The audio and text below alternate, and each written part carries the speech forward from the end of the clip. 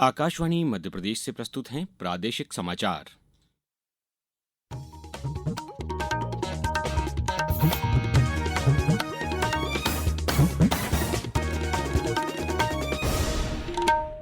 नमस्कार, समाचारों के साथ मैं अभिषेक कटियार। सबसे पहले इस बुलेटिन के मुख्य समाचार। मुख्यमंत्री डॉक्टर मोहन यादव ने वर्षा जल संचयन और संरक्षण की सामूहिक जिम्मेदारी पर दिया जोर। पूरे प्रदेश में 11वें अंतर्राष्ट्रीय योग दिवस पर हुए अनेक कार्यक्रम। 1 जुलाई को प्रदेश में 1 लाख पौधे लगाएगा लोक निर्माण विभाग। और प्रदेश के कई क्षेत्रों में मौसम विभाग ने दी भारी बारिश की चेतावनी। अब समाचार विस्तार से। मुख्यमंत्री डॉक्टर मोहन यादव ने कहा है कि वर्षा जल का संचयन और उसका संरक्षण हम सबकी सामूहिक जिम्मेदारी है। मुख्यमंत्री ने कल जल गंगा संवर्धन अभियान के अंतर्गत प्रदेश में संचालित विभिन्न गतिविधियों की समीक्षा करते हुए कहा कि भोपाल के बड़े तालाब और सभी पुरानी बावड़ियों को भी जलगंगा संवर्धन अभियान से जोड़कर इनके विकास के लिए नवाचार किए जाएं। इस अभियान का समापन एवं वाटरशेड सम्मेलन आगामी 30 जून को खंडवा जिले में होगा। डॉक्टर यादव ने कहा कि जलगंगा संवर्धन अभियान में जनप्रतिनिधियों की सहभागिता बेहद जरूरी है, इसलिए समापन समारोह से पहले प्रदेश के सभी जिला एवं जनपदों के जनप्रतिनिधि, नगरीय निकायों के पदाधिकारी, विधायक, सांसद, मंत्रीगण आगामी 30 जून तक इस अभियान के तहत हो रही विभिन्न गतिविधियों में सक्रिय होकर सहभागिता करें। इसी कड़ी में जल संसाधन मंत्री तुलसीराम सिलावट आज सांवेर विधानसभा क्षेत्र के रतन तलाई तालाब के जीर्णोद्धार कार्य का लोकार्पण करेंगे। संकटग्रस्त ईरान से भारतीयों को स्वदेश लाने के अभियान ऑपरेशन सिंधु के तहत कल तुर्कमेनिस्तान के अशकाबाद से विशेष विमान नई दिल्ली पहुंचा। इसके साथ ही अब तक 517 भारतीय स्वदेश लौट चुके हैं। ईरान से लाए गए भारतीयों ने देश पहुंचने पर राहत महसूस की और ऑपरेशन सिंधु के लिए प्रधानमंत्री का आभार व्यक्त किया। अरे वापस आए, बहुत खुश है। मोदी जी का बहुत बहुत तहे दिल से धन्यवाद कह रहे हैं कि जो मेरी सरकार ने हम लोग को भेजा, वहाँ की सरकार ने भी हम लोग का साथ दिया और मेरी सरकार ने मुझे यहाँ बुला लिया। मेरा नाम इंदिरा कुमारी थापा। अब से आए हैं, हमारे हिंदुस्तान को बहुत बहुत शुक्रिया करते हैं। हमारे ये भारत के जो है प्रधानमंत्री, उनको धन्यवाद देते हैं। बहुत हम लोग खुश हैं। इसराइल और ईरान के बीच जारी संघर्ष के कारण बिगड़ती स्थिति को देखते हुए यह अभियान शुरू किया गया था। इससे पहले शुक्रवार को भी 290 भारतीयों को लेकर एक विमान दिल्ली पहुंचा था। ईरान में भारतीय दूतावास बड़ी संख्या में भारतीयों को सुरक्षित स्थानों तक पहुंचाने में मदद कर रहा है। ईरान में रह रहे भारतीयों को आपात हेल्पलाइन के जरिए तेहरान में भारतीय दूतावास और नई दिल्ली में विदेश मंत्रालय के 24 घंटे कार्यरत नियंत्रण कक्ष के संपर्क में रहने को कहा गया है। प्रधानमंत्री श्री नरेंद्र मोदी ने महिला और बाल कल्याण नीतियों में योग को शामिल करने के महत्व पर एक लेख साझा किया है। महिला और बाल विकास मंत्री अन्नपूर्णा देवी के सोशल मीडिया पोस्ट के जवाब में प्रधानमंत्री ने कहा कि महिला और बाल कल्याण नीतियों में योग को शामिल करने से पूरे देश में जमीनी स्तर पर स्वास्थ्य और कल्याण में वृद्धि हो रही है। अपने लेख में श्रीमती अन्नपूर्णा देवी ने कहा कि गर्भावस्था से पहले और बाद में योग अपनाने से महिलाओं को स्वास्थ्य संबंधी चुनौतियों से प्रभावी ढंग से निपटने में मदद मिलती है। उन्होंने कहा कि प्रसव पूर्व योग से गर्भावस्था के समय होने वाली परेशानी कम होती है, कष्ट सहने में मदद मिलती है और शारीरिक ऊर्जा में वृद्धि होती है। प्रदेश में 11वां अंतर्राष्ट्रीय योग दिवस उत्साहपूर्वक मनाया गया। राज्य स्तरीय योगाभ्यास कार्यक्रम भोपाल के अटल पथ पर हुआ।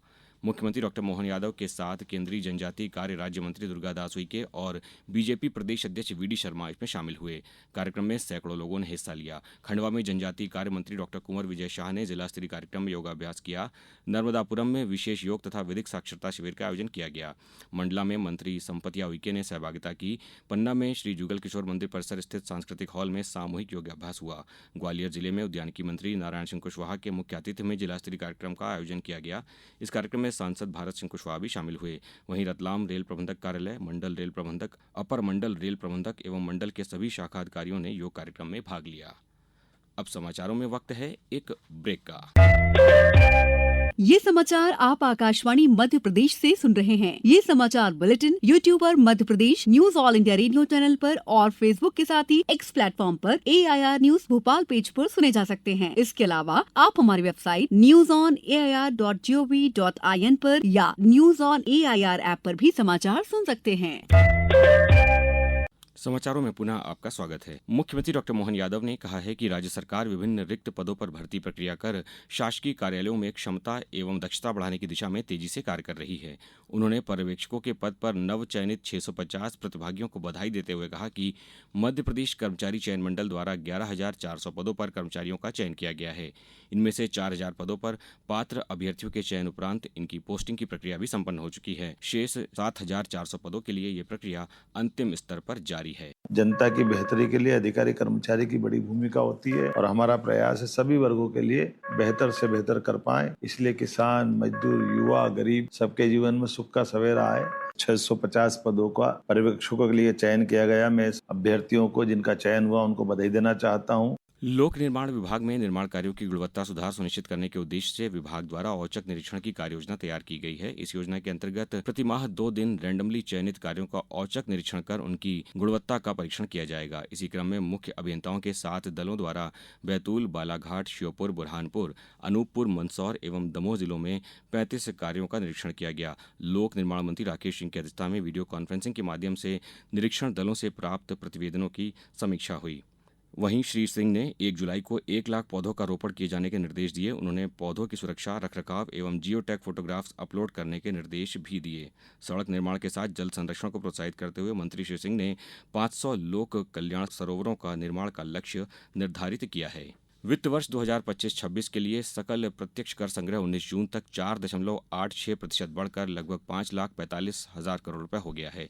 पिछले वर्ष इसी अवधि में ये 5,19,000 करोड़ रुपए था। हालांकि शुद्ध प्रत्यक्ष कर संग्रह में 1.39% की मामूली सी गिरावट देखी गई। ये गिरावट जारी किए गए रिफंड के कारण हुई है। आयकर विभाग द्वारा जारी आंकड़ों के अनुसार अग्रिम कर संग्रह 1,55,000 करोड़ रुपए से अधिक रहा, जो 3.87% की वृद्धि को दर्शाता है। अब रुक करते हैं मौसम का। प्रदेश में मानसून सक्रिय हो गया है और कई भागों में बारिश का दौर चल रहा है। इससे तापमान में भी कमी आई है। प्रदेश के कठीवाड़ा में सबसे ज्यादा 18 सेंटीमीटर बारिश दर्ज की गई है। इससे पहले 20 से ज्यादा जिलों में बारिश हुई। सीधी और अलीराजपुर में मौसम विभाग ने भारी बारिश की चेतावनी दी है। मौसम विभाग ने पूर्वी हिस्से के जिले सतना, मैहर, रीवा, मऊगंज, सीधी और सिंगरौली में भी अति भारी बारिश का ऑरेंज अलर्ट जारी किया है। यहाँ अगले 24 घंटे में 4 से 8 इंच तक पानी गिर सकता है। अब कुछ समाचार संक्षेप में। भोपाल के भारत भवन में जारी सदा निरा कार्यक्रम में देश के प्रख्यात गीतकार, संगीतकार और अभिनेता पीयूष मिश्रा ने नदियों की प्रेम कथा को कविता के माध्यम से प्रदर्शित किया। सतना जिले में तिलहन उत्पादन को बढ़ाने कल राज्य मंत्री प्रतिमा बागरी ने कृषकों को बीज वितरण किया। गुना कलेक्टर एवं एसपी ने कोहन नदी हादसे के घटनास्थल का दौरा कर मृतकों के परिजनों को मुआवजा देने के निर्देश दिए। विश्व संगीत दिवस पर कल जनजातीय संग्रहालय में संगीत संध्या में फ्रेंच कलाकार डेविड वॉल्टर और रीता देव के गायन की प्रस्तुति हुई।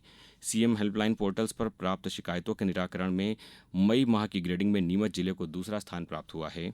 आगरमालवा जिले में कल स्वच्छ सर्वेक्षण ग्रामीण में उत्कृष्ट रैंकिंग के लिए ब्लॉक स्तरीय कार्यशाला का आयोजन किया गया। खंडवा जिले में पर्यावरण संरक्षण और पारंपरिक संस्कृति के संवर्धन पर निगम सभागृह में 5 दिवसीय प्रशिक्षण कार्यशाला का समापन हुआ। और मध्य प्रदेश राज्य पिछड़ा वर्ग आयोग के अध्यक्ष डॉक्टर रामकृष्ण कुसमरिया 24 जून को पन्ना एवं छतरपुर जिले के प्रवास पर रहेंगे। अंत में मुख्य समाचार एक बार फिर।